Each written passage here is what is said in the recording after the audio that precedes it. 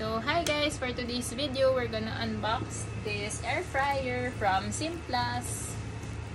Syempre, okay, so struggle is real. Syempre, from Lazada pa rin to guys, diba? Hindi ba ang pa-unbox ko na lang sa'yo, tapos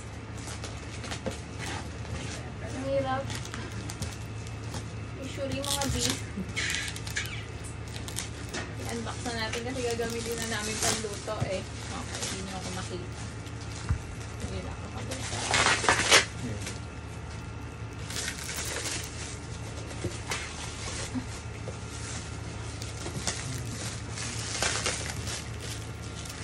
This air fryer costs ilan ba? 945 pesos, free shipping fee from Lazada. So, okay na siya if you want to try an air fryer, mura lang compared sa ibang brands. Tapos, meron na rin naman siyang timer and instructions on how to cook, let's say, depende kung chicken, fish, or fries. At, okay, medyo awkward yung angle natin, guys. At hinihingal na ako, no? Wait lang.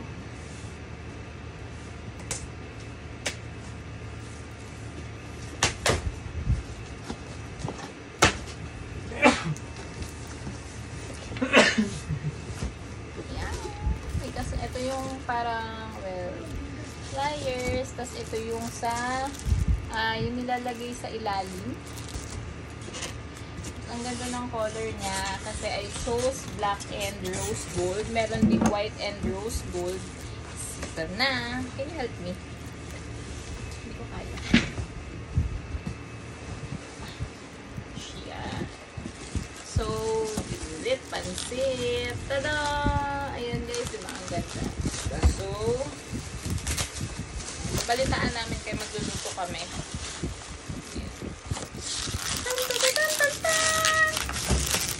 Hirap. Backstory lang kaya ako guys, hinihingal kasi galing kami nag-vlog. So, yeah. Diba ang ganda? Ang ganda mga meat. Ganda. Kaya ko to. Yarn. Ang ganda. Sana ganito ka rin siya. Ayan. So, tapos ito yung knobs, guys. Meron dito, let's say, shrimp, 180 degrees Celsius, 10 to 18 minutes. Yeah, so, ito na. Dito nyo na i-adjust yun. Minutes, and then Celsius. So, yeah. Okay, paano to? Yung dun.